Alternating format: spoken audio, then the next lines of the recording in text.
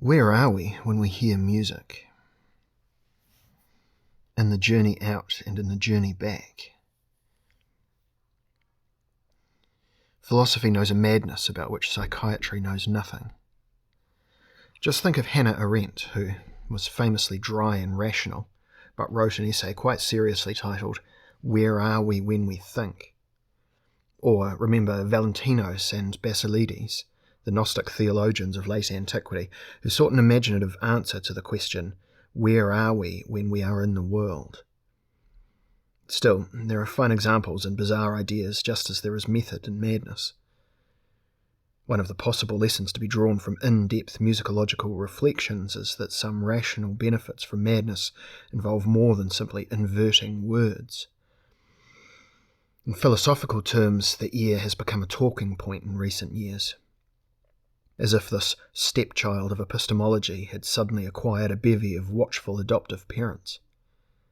Indeed, in its heyday between Plato and Hegel, the Western philosophy of light and vision tended to be contemptuous of the realities of hearing. Western metaphysics was basically an ontology of the eyes that emerged from systematizing an outer and an inner vision. The subjects of thought appeared as seers who not only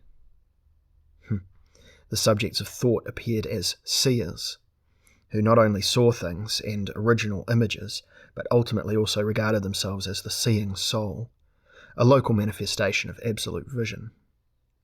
We could describe the guild members as argumentative visionaries. Ever since the young Hegelians discussed the quote-unquote end of metaphysics, it may be symptomatic that the inflation of media images has tended towards a maximum, beyond which the absolutism of seeing can no longer be sustained. The Western habit of privileging the eyes at the cost of hearing has ceased to numb all the discussion's participants to what the Greeks called the great things. Given this progress, we can live with the suspicion that the pious attitude people often adopt when listening is part of the revived conservative revolution with which old Europeans of the human species, who insist on the remains of introspection, try to postpone drowning in the gutted civilization of the media for the space of a few generations. The difference between a relationship to the world that is primarily about seeing or primarily about hearing has immediate implications for the unusual question of where we are when we hear. To see something, the viewer must stand at a clear distance to the visible object, being spatially apart and opposite, and suggests the assumption of a gap between subject and object that is not only a spatial but also an ontological effect. The end result is that subjects see themselves as worldless observers who always adopt a kind of external relationship with the cosmos, which has already moved away from them. In that case, subjectivity, rather like a predominantly theoretical divinity, would be first contemplative and then active. To the extent that the visual world is a distant world, ocular subjectivity accompanies the tendency to interpret oneself as an eyewitness who cannot be involved. The seeing subject stands, quote-unquote, at the edge of the world, like a worldless and disembodied eye in front of a panorama. Olympian contemplation and optical theology are two sides of the same coin.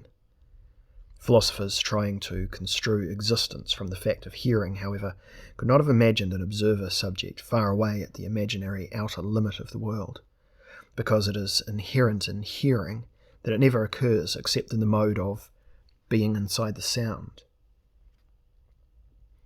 No hearer can believe that he or she is standing on the edge of the audible. The ear knows no partner.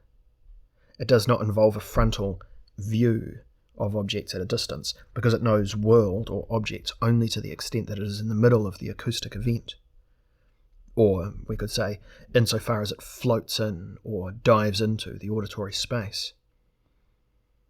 It follows that, from the beginning, a philosophy of hearing would only be possible as a theory of being inside, as an interpretation of the intimacy that will become sensitive to the world through human wakefulness. However, humans usually react in the same way towards the audible as they do to their view of faraway things, namely by objectifying and being distracted, not being intimate, remaining untouched in a self-protective, distancing mode. This reminds us that the liaison between the ear and intimacy cannot be exclusive. In other words, we cannot assume the entry of wakeful intimacy from hearing alone, just as little as we can transform people into mystics by telling them that they are beings in the world. Where are we when we hear music? The question is bizarre enough to evoke the transition from imagining objects to dwelling in media. Attitudes of dwelling are often revealed not by the signs of involvement in everything surrounding the subject, but through the subject's self-absorption. I am thinking of the Socratic absences that still characterize the beginning of European philosophy, like imperceptible question marks. Xenophon and Plato both report that Socrates had the habit of suddenly, quote, turning his spirit towards himself and being deaf to the most insistent address, end quote. He simply carried on undisturbed with what he had been doing. He is said to have once remained standing upright at a military camp for 24 hours, completely lost in thought and immune to any call from the outside world. Such episodes would not be accepted as proof of musicality, but the question of where the thinker is immersed during his absences can hardly be answered without talking about a world of inner voices and tones, whose presence may be more powerful than any other sound.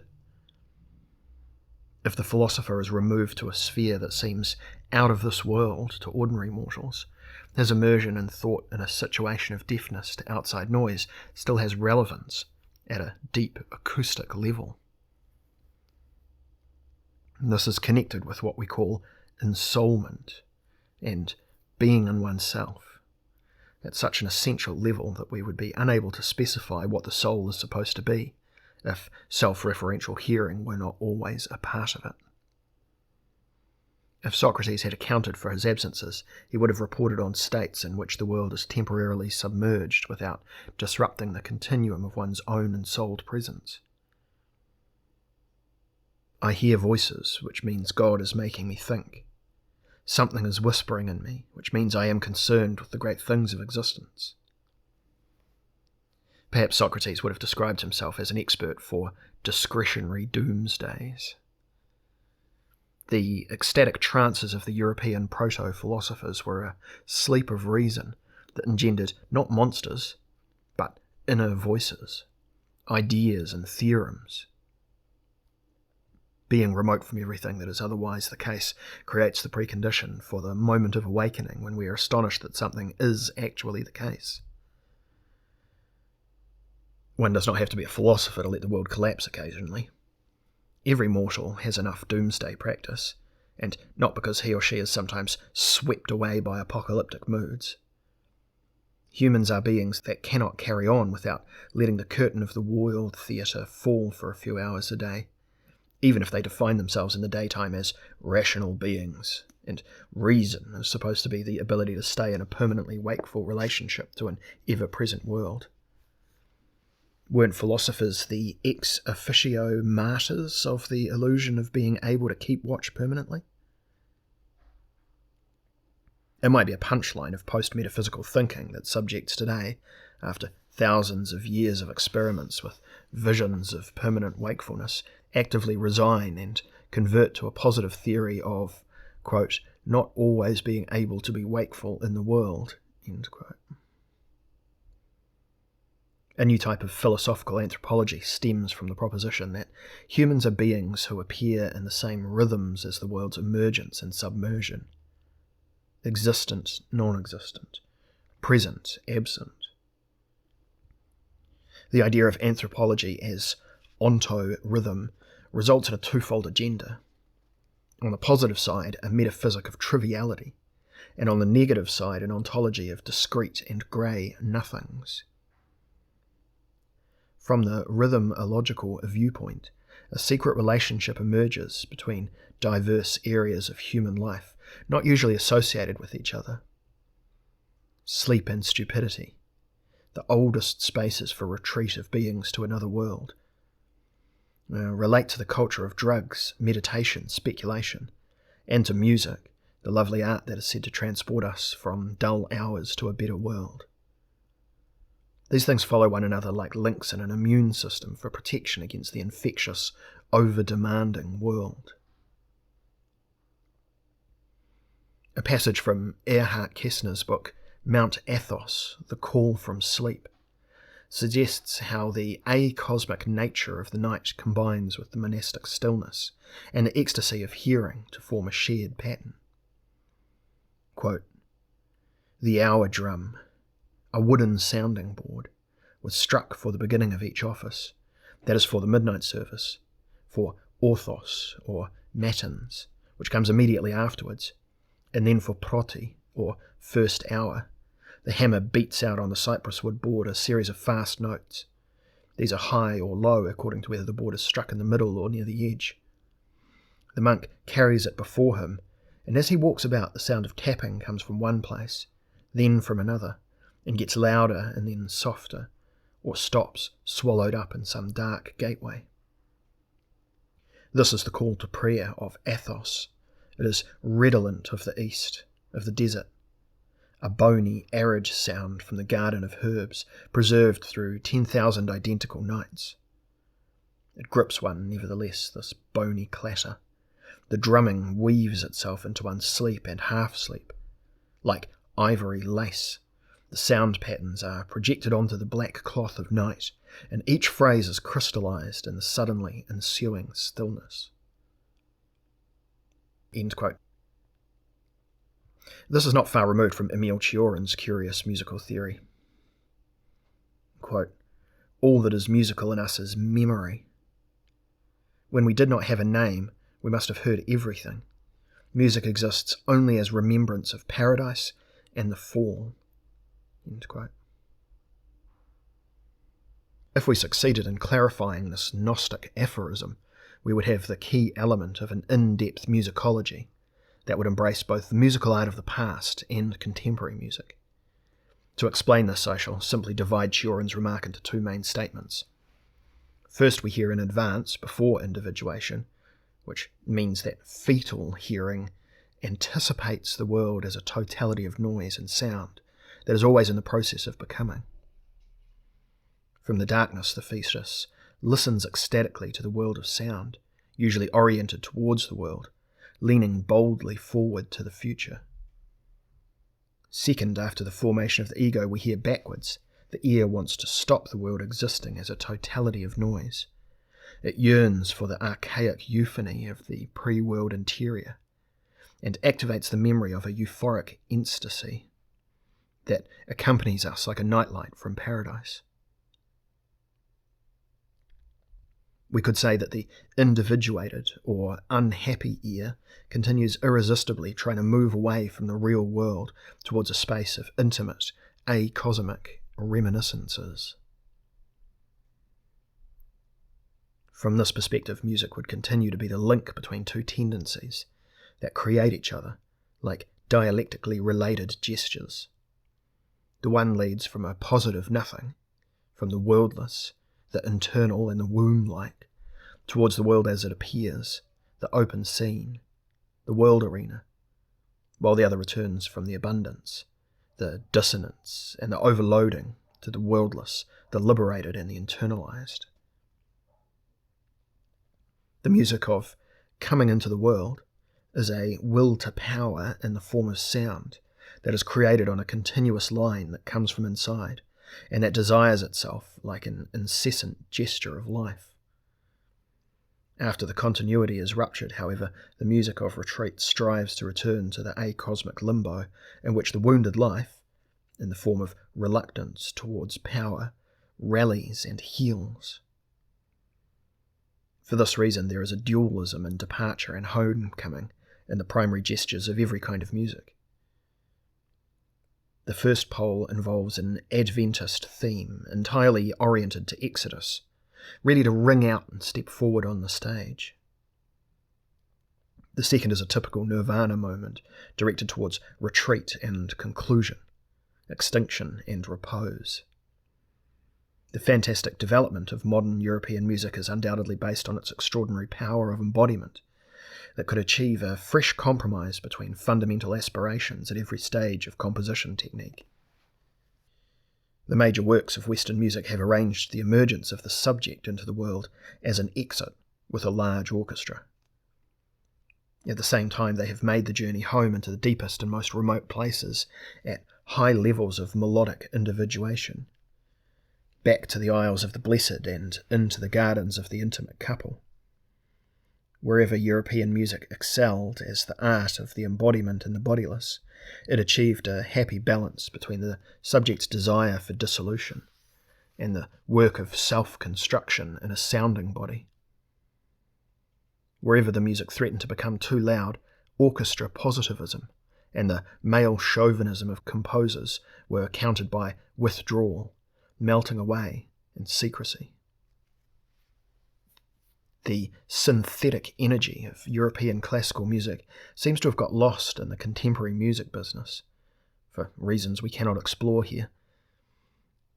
In today's situation, it would be pointless to wish to revive the good old days of an integrated type of music, in which things that have since become disintegrated and separated were still together. We could say that the multiple offshoots of music have become autonomous. Each subculture listens to its own music. Along with other organs, the ear has discovered its polymorphous, perverse nature, and it is barely possible for one partner alone to satisfy it any longer. In what follows, I shall distinguish between 4 current types of music, each corresponding to a different auditory attitude. 1. Authentic new music. It exists primarily as a practice by experts. It hardly involves singing and playing in the sense of traditional naive musicality.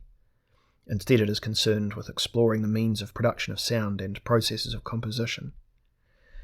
It is the practice that most strongly accentuates the place of composition, or of the first production. The musical libido is tied up with the adventures of the score, or the thrill of new production techniques. Its dissemination at the place of performance and listening is usually weak. We can see this in the fact that for new music, the criterion of giving immediate pleasure is almost irrelevant and is replaced by technical recognition and professional appreciation, a vague sense of being on a high level and reaping indirect applause. As a result, new music has become largely decoupled from loyal audiences and has retreated into isolation and perfectionism. Whereas 1 or 2 generations have passed since the time that Kafka's Parable, a hunger artist, was an accurate description of modern painters, sculptors, and writers, it is still relevant today for composers of the modern age. 2. Performance music is energetic in its efforts to reach audiences. Like new music, it adheres to the primacy of production, aggressively prioritizing sonic and stage events rather than listeners' expectations. But in focusing on presentation, it is still struggling to appeal to the audience. As music with arena qualities, it values most of all explosive tonal gestures and putting musicians in the foreground. As risk music in action, it offers the best and worst of listening for the contemporary ear, whether vulgar pop vitality a la Prince or aristocratic free jazz. No wonder composers of new music are most likely to move to the field of performance once they have broken out of the festival compound. 3. So-called popular music, which should actually be called distracting music or sedative music, is assured of a mass audience because it is serious about protecting the listener from the risk of hearing anything new. Anybody who plays sedative music does this precisely to tune into the surprise-free world of sounds, regardless of the level. The sound and resonance of popular music convey the happy message that the known has eliminated the unknown. On this view, there are only irritatingly minor differences between the classical concert business and pop music. Both branches present music as a medium of age-old conservatism that always offers harmony and repetition and predictable syntheses. 4. Functional music. evolves partial effects of musical structures and makes useful sounds for specific purposes. Traditional pieces for marching, raising anchor, or singing lullabies to children anticipated the functional tendency of music. Modernity explicitly calculates the effects in terms of techniques of musical psychology. We can see this in the use of particular pieces in department stores, operating theatres and lobbies, and in hypnotic and meditative processes, recorded phone loops and such like. In each case, musical working agreements between listening subjects and sound environments are used to preempt consensus. By usurping harmonies, these practices forge the link between the peaceful oases of deep relaxation with musical backing and the acoustic patterns of totalitarianism with a smile. It is not difficult to show that each of the first two types of music more or less corresponds to the trend of progressive exodus music, while sedative and functional music belong to the pole of reminiscence and retrospective listening. In the case of the performative gesture and the sense of experimentation, the tendency of coming into the world in tonal gestures in a progressively acosmic way remains clear. Such music travels fearlessly from the formless into the formal, from the empty into the complex, and from the stillness into clear view. Imitating birth, it hurls itself towards the world, towards horizons that have never been blocked. The ways of being are strange. The journey from the womb to Donaueschingen. How could that possibly happen? But who are we to wonder that things turn out the way they do? A progressive, acosmic attitude expressed as music can tolerate the so-called external world so long as it can continue to fill present cosmic space with its own sounds. Listening to oneself is enough. The rest will happen. Consequently, such music remains centred on the place of composition or production. Many composers of new music do not deny that it doesn't matter whether there will be listeners for their working experiments. Even if the place of listening is empty, that is no reason to give up. The story goes that the composer Edgar Varese had a soft spot for young motorbike riders because they show you how to produce annoying bursts of sound.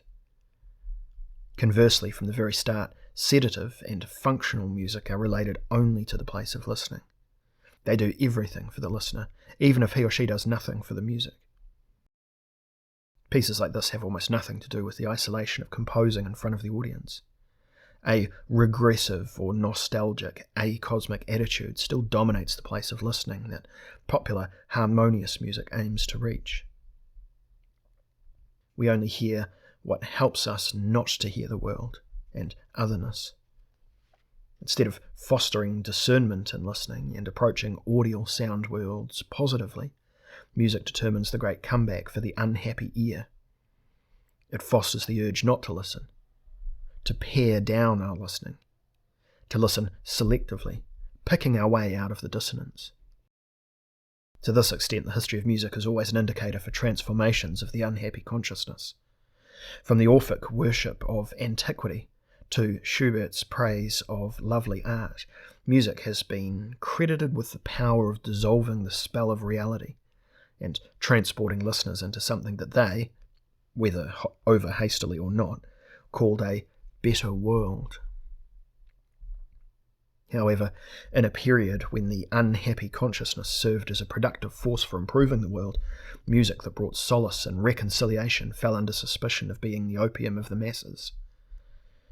In fact, the makers of tonal sedatives often seem like providers of cynical fiction, like journalists from a gutter press newspaper with triads, the three-tone chords that form the harmonic basis of tonal music. Because what does the nation want? Nothing but musical ways of keeping the world at bay. Sweeteners, repetition, simplification. In other words, tonal populism is a consensus mechanism. Where are we then when we hear music? The location of the place remains vague. All we can be sure of is that people can never be completely in the world when they are listening to music. Hearing in the musical sense has always meant either going towards the world or fleeing from it. As a result, looking at an ontology of the ear reopens the questions of the old Gnosticism that can only appear in the modern age in the guise of anonymity. According to the Gnostic interpretation, the human condition of being in the world should be envisaged as being inside the outbound journey, or being inside the journey back, never as maintaining and residing. Despite Heidegger's late crypto-Catholic turn in which he tried to address humans again as uncanny creatures living in the house of being. We rightly imagine the angels as musicians. They only make sounds. They don't hear anything. However, we are condemned to music just as we are to longing and freedom. To paraphrase Thomas Mann, music, as the art of the damned, will remain demonic territory for the foreseeable future. In the percussion, the sonorous cogito and the deaf spot, or Descartes' attempt to think soundlessly. It is only meaningful to speak of a musical space when there are limits to what is musical. If we call everything that is audible music of some kind or another, we dissolve the boundary between what is musical and what is not music. Talking about music, including the present remarks, would lose its object. It would be music itself transposed to the phonological score of normal language. Are you listening? In a musical space that was defined as totally without boundaries, you would now have to accept that a piece of vocal philosophy for solo cogito was being premiered without subtitles for the hearing impaired. Quote, Lima Nelly Hashmu Vanspok, Tama Hashmu Porta Labi Paihu, Moi Pianeri Tamiba Tamibo, Temibanu Karutsu, Haifatuneti, Haifatu Solum Rofuno, Hoi Curvima, Katosta Hialoba Kapipi Shamfuso, end quote. It cannot be said more clearly. This means we are right to question what musical space might be, how we enter it, how we secure our stay in it, and how we exit from it into the non-musical sphere. It would only be possible to answer if the entire musical sphere could be traced back to an unmistakable basic experience that provided the invincible foundation of musical certainty, like an axiom or a melodious cogito. Yet we know nothing about such a basis, just as we know little of Descartes' musicological intentions. It might be useful, however, to repeat the Cartesian thought experiment, to investigate a psychological aspect that has been neglected so far. Let us follow Descartes, frenzied with doubt, and watch him struggling to reach a living self-presence, where a worldless, absolutely self-confident ego, without bodily feeling, internal organs, or an external world, wishes to triumph as an unconquerable basis for truth. Quote, I shall think that the sky, the air, the earth, colours, shapes, sounds, and all external things are merely the delusions of dreams. I shall consider myself as not having hands or eyes or flesh or blood or senses, but as falsely believing that I have all these things. I have no senses. Body, shape, extension, movement, and place are chimeras. So, what remains true? Perhaps just the one fact that nothing is certain. What follows from this? Am I not so bound up with a body and with senses that I cannot exist without them? But I have convinced myself that there is absolutely nothing in the world, no sky, no earth, no minds, no bodies. Does it now follow that I too do not exist? No. If I convinced myself of something, then I certainly existed. But there is a deceiver of supreme power and cunning who is deliberately and constantly deceiving me. In that case, I too undoubtedly exist if he is deceiving me. And let him deceive me as much as he can. He will never bring it about that I am nothing, so long as I think that I am something. So, After considering everything very thoroughly, I must finally conclude that this proposition, I am, I exist, is necessarily true. But how long do I exist? Only as long as I think. But for all that I am a thing that is real and truly exists. But what kind of a thing? As I have just said, a thinking thing. End quote. This text should be read as an example of the exercise on which idealist philosophy, if not philosophy as such, is based. The exercise of thinking something away. In this particular case, what is to be thought away is nothing less than the world as a whole, insofar as is present in spatial and sensual imaginings. The self of the exercise is seen as the irreducible remainder left over, when everything that can be thought away has been thought away. The original Cartesian dictum, cogito ergo sum, can thus be reformulated. I think the world away and gain myself in the process.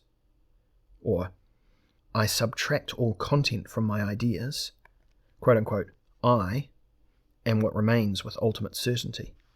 That is the active principle of imaginative life.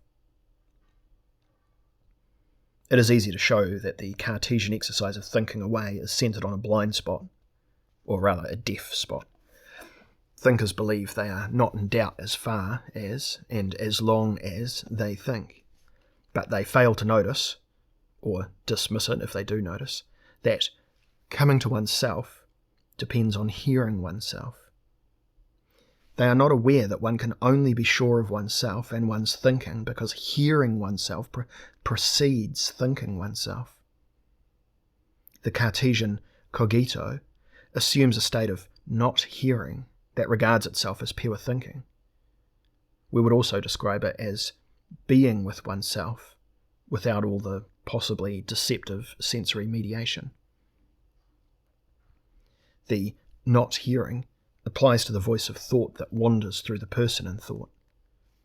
It is as if the philosopher has found a method for giving good and bad hearing a common basis. He stares into the content of the thought without ever taking notice of the sound of the voice in his thinking brain. This is the only way he is capable of not perceiving that his I think I am really means I hear something inside me, from me, and others speaking. If we notice this, the sense of cogito changes fundamentally. The minimal inner sound of the thinking voice, when it is heard and becomes intimate, is the first and only certainty that I can obtain with my self-experiment. We could call it a sonorous cogito. I hear something inside me, therefore I am. At least, I have reason enough to claim that I am certain I can deduce my existence from the act of hearing inside myself. This, I hear it speak in me, only emerges when I have nothing planned for myself or my thoughts. If I want to explain, prove, or achieve something, this resolution distorts the hearing relationship to the thoughts currently coursing through me. Already then, I think about something besides the whispering sound of present-day thinking. Like Descartes, I would be so deeply attached to my search for reasons that I would not notice that inner voices, certainly present ones, are at work inside me. Ambition makes us deaf. In epistemology, too. Constructive ambition and meditative attention seem radically to exclude each other. Those who construct do not hear themselves. Those who hear sounds ringing or speaking inside themselves cannot construct at the same time. In other words, we are persuaded that Descartes' quote-unquote certitude was based on the conviction of being able to construct oneself. Construction is action without hearing, on a completely independent basis, simultaneously building oneself up and creating one's own fundamental principles. Cogito is finding oneself in self-creation, and self-creation in finding oneself. This is what is called the fundamentum inconcussum veritatis, the idea that God is no deceiver.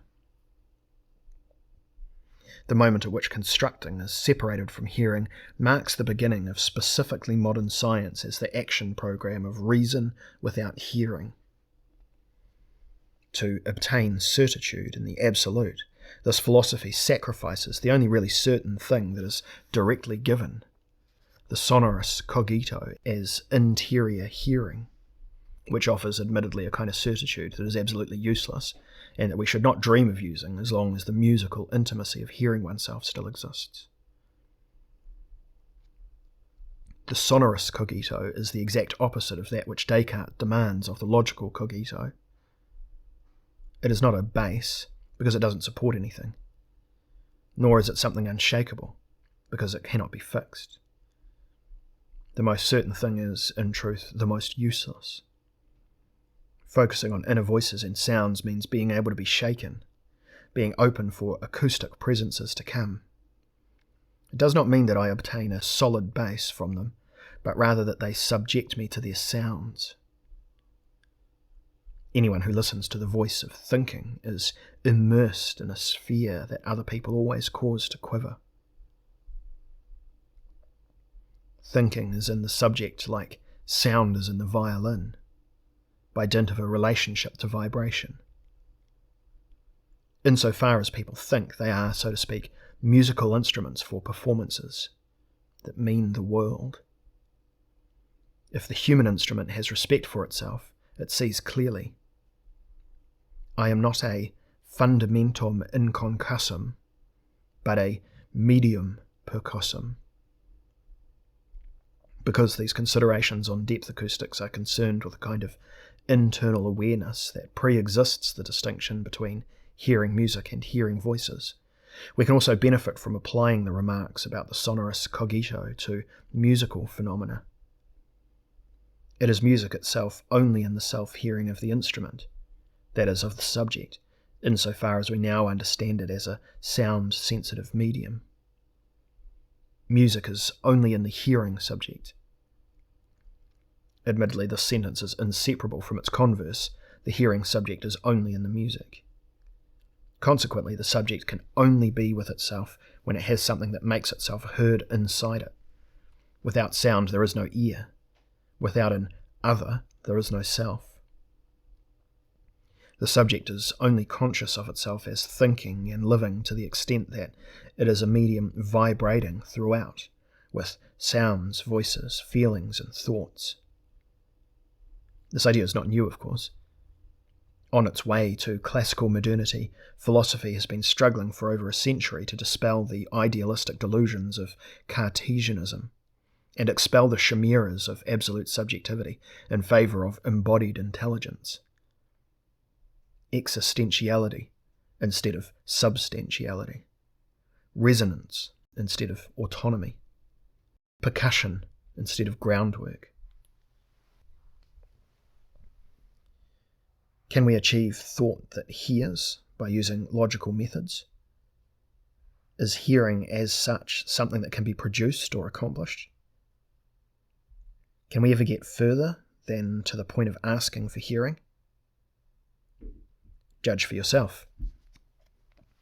Quote, I ea alo mu, sirio sa schwa ara nias duas broa, shiat, uia I leila oia sia sialu, o tresa mishnumi, ia ilon, stat sumato, angolainala, lulialo luliula, lulea leia, hio leolu, a tualo mio tualu, my ango ina gadsela, shia singu ina la, my ango sengu angola, mengedse, singu ina leola kabao saror kado. End quote. Kado. Maybe it's a matter of learning to be better at the art of accepting presents or pure gifts.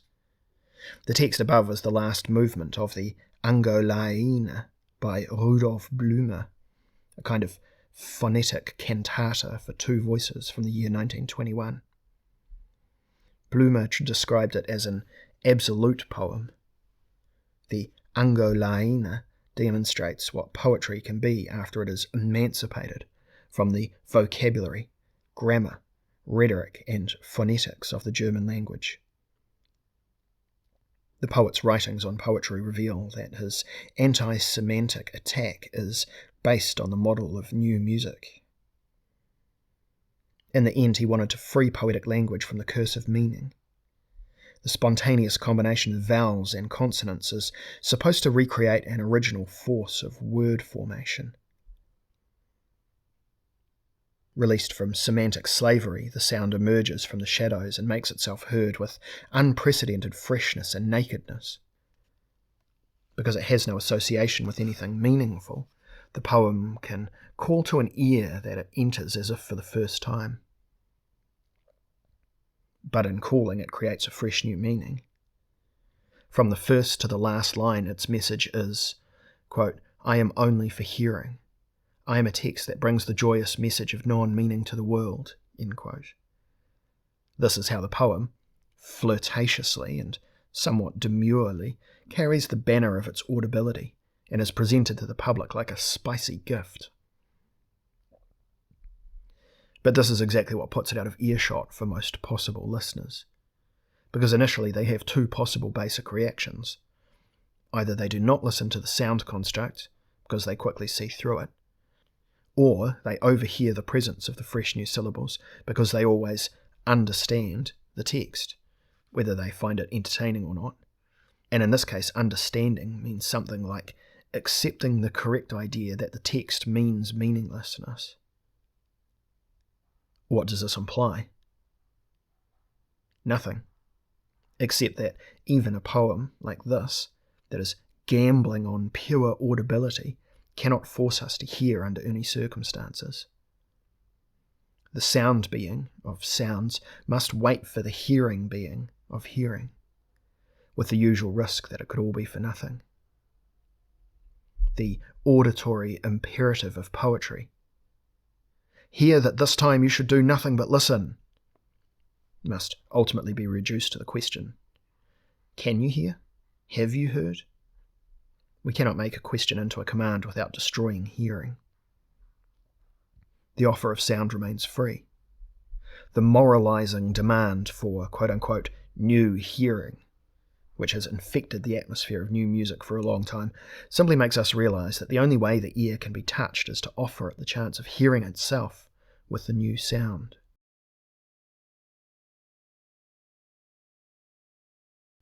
Percussion, vibrations, floating. The idea that subjectivity is not fundamental, but rather has the nature of a medium, was not accepted overnight. Using two important texts by Hegel and Heidegger, I would like to visualize traces of the great twilight of the media, in whose course the distinction between resonating and vibrating thought and reasoning, and constructing common sense, becomes clear. The anthropology chapter of Hegel's Encyclopedia of the Philosophical Sciences, 1830, contains several formulations in the section on the feeling soul that employ the methods of philosophical psychology and anticipate the developments of modern depth psychology over 150 years. Anticipate the developments of modern depth psychology by over 150 years. Hegel was the first to articulate the idea that a soul, which is still completely empty, inexperienced, not suffering, and therefore undefined, is decisively and deeply pervaded by the vibrations of the mother medium. He writes in section 403 of the encyclopedia, quote, "Every individual is an infinite treasury of sensations, ideas, acquired lore, thoughts, etc. And yet the ego is one and uncompounded, a deep, featureless, characterless mine, in which all this is stored up without existing. The soul is virtually the totality of nature. As an individual soul, it is a monad." End quote. This concludes in section 405 with a logically exciting statement. Quote, though the sensitive individuality is undoubtedly a monadic individual, it is because immediate, not yet as its self, not a true subject reflected into itself, and is therefore passive. Hence the individuality of its true self is a different subject from it. By the selfhood of the latter, it is then set in vibration and controlled without the least resistance on its part. This other subject, by which it is so controlled, may be called its genius. End quote. What may still seem obscure here becomes transparent from the corollary to the same paragraph. Quote, in the ordinary course of nature, this is the condition of the child in its mother's womb, a condition neither merely bodily nor merely mental, but psychical, a correlation of soul to soul. Here are two individuals, yet in undivided psychic unity. The one as yet knows self, as yet nothing impenetrable, incapable of resistance. The other is its actuating subject, the single self of the two. The mother is the genius of the child. End quote. The phrase, set in vibration, implies an existential and deep psychological tremor in the midst of the idealist construction that became increasingly clarified, despite fierce opposition, during psychological research in the 19th and 20th centuries. Without participating in such vibrations, people would be unable to belong to the contemporary intellectual world. But what Hegel still failed to note is that the child in the womb doesn't just represent a passive medium set in vibration by the ensouling of the mother's spirit,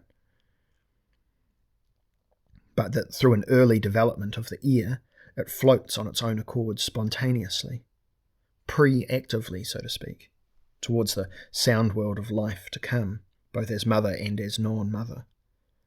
As we know today, the auditory birth of the child precedes its physical exit from the womb by several months.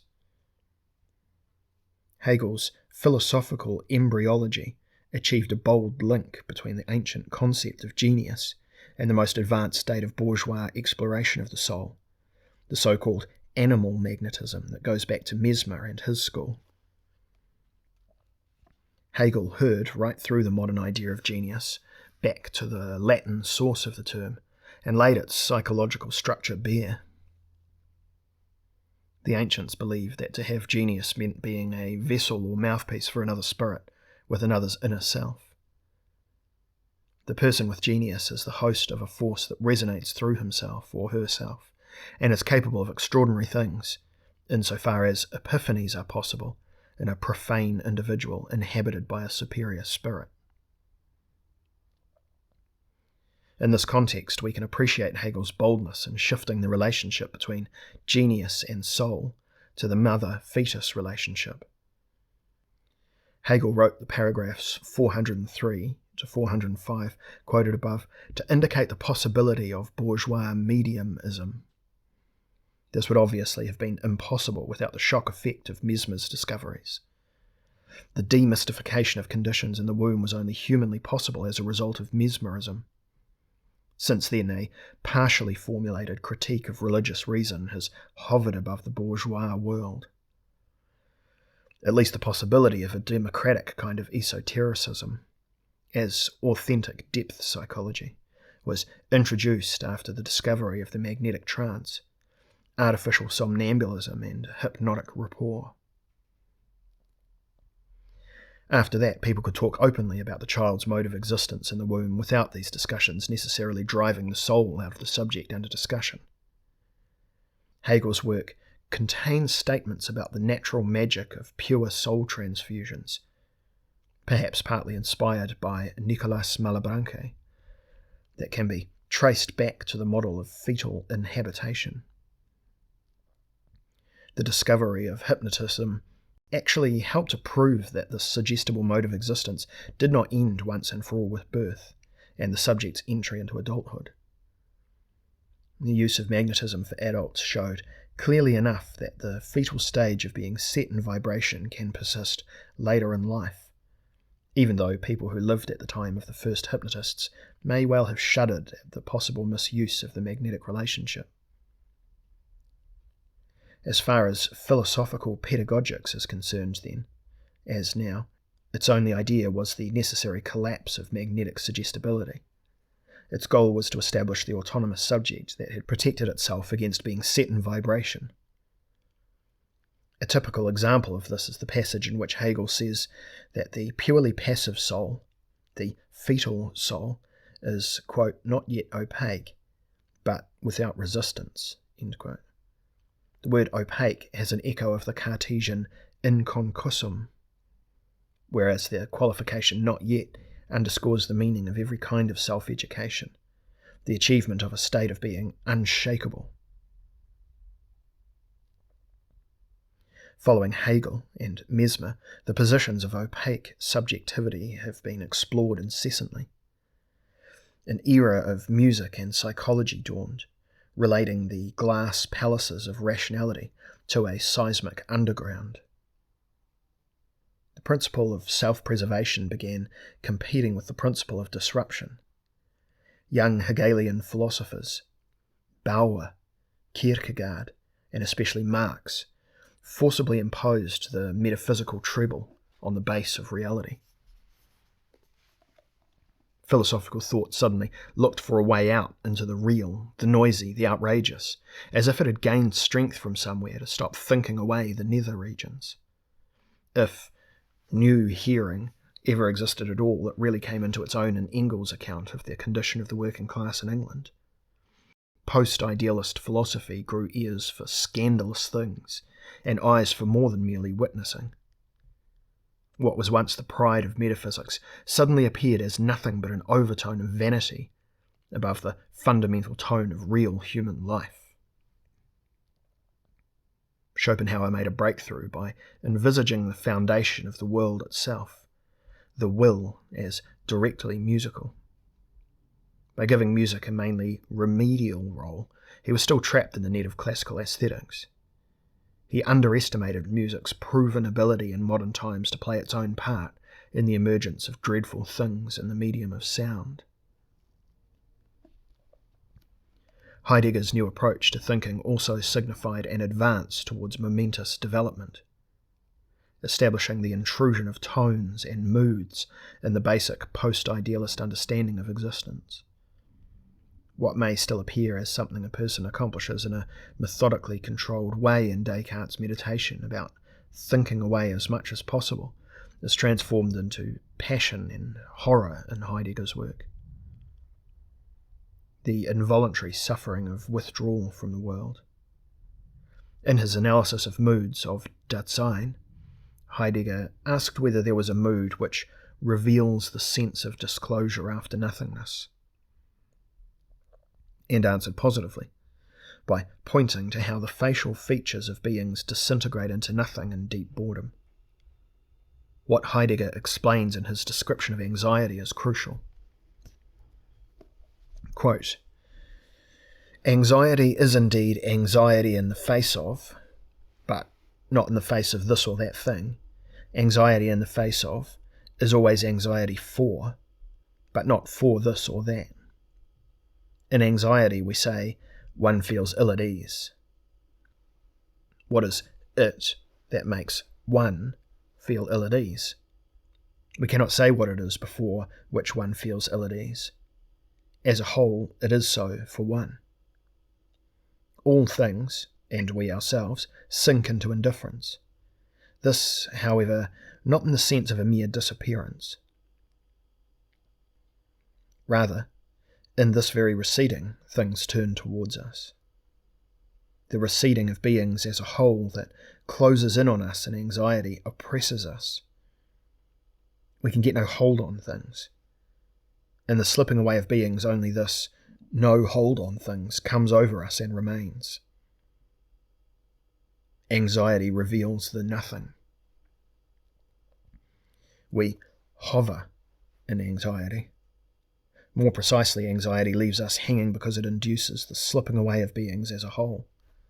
This implies that we ourselves, we who are in being, in the midst of beings, slip away from ourselves. Basically, therefore, it is not as though you or I feel ill at ease.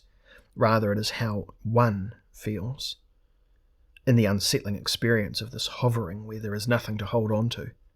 Pure Dasein is all that is still there. End quote. Heidegger's unsettling experience is certainly not a direct musical moment in the musical sense, just as Hegel's passive, vibrating childhood existence was not a musical experience. Yet this theory of anxiety is about pre-tuning the subject as a medium percussum, a process by which the self shows that it can be a sound box. What is more, being held out from existence into the void has consequences for depth musicology. Heidegger's anxiety suggests a catastrophe of hearing that is partly responsible for the creation of music. The original accident of hearing is the master copy that carries the imprint of every subsequent occasion when music is heard again. In other words, if the actuality of nothingness appears during the rare experiences of great anxiety, the being's sound disappears and is withdrawn together with the being as a whole. Being there in the world has always meant being exposed in a sphere where non-music is possible for the first time. Anybody who is born has dropped out of the continuity of acoustic depth of the mother instrument. The sharp vibration of anxiety comes from the loss of that music, which we do not hear any longer when we are in the world. A careful reading of Heidegger's dark speech shows that the anxiety he discusses cannot be anything but anxiety in the face of the death of the inborn music. Anxiety in the face of the terrible silence of the world, after the separation from the maternal medium. Everything that will later be human-made music stems from a music that has been resurrected and rediscovered, that bears witness to continuity even after its destruction. Rediscovered music is music that links up with the continuum after its catastrophe. The newborn baby experiences serious existential panic when it can no longer hear the heartbeat and the visceral rustling of the primary music instrument. The place where it is floating in emptiness in the world is the place where a strange silent expanse opens out that houses the acoustic continuum of the musique maternelle. Only a fragile acoustic Ariadne's thread still connects the newly born individual to the enveloping power that was uniquely part of its first interior, shared world of sound. We can understand Heidegger's conviction that the old panic was sleeping behind the busy background sounds of ordinary life. What normally sleeps possesses the authenticity of the original, of the terrible thing that, if I withstand it, leads to me as an quote-unquote existing individual. Heidegger cannot stress enough that inauthentic life happens in an atmosphere of noise and chatter, whereas anxiety in the face of a terrible silence is an intrinsic part of what makes life authentic. Quote, but this implies that the original anxiety in existence is usually repressed. Anxiety is there, it is only sleeping. Its breath quivers perpetually through Dasein. End quote. Its essential character includes uniquely characteristic peacefulness, a hushed peacefulness, and the urge to shatter the vacant stillness. We could call this stillness the panicked thinking of the self, because it involves existence hearing itself in the intimacy of the uncanny. I no longer hear anything, therefore I am here. Dasein in the stillness of the world is a string of an instrument quivering with its own tension. Perhaps everyone who has meditated through the ages has sought silence and stillness because existence, hearing itself as the noise dies down, helped to tauten the string. For this reason, music not only celebrates our linking into the continuum again, but also, if it is more than a sedative or an anesthetic, It perpetually reminds us of the cosmic stillness of existence.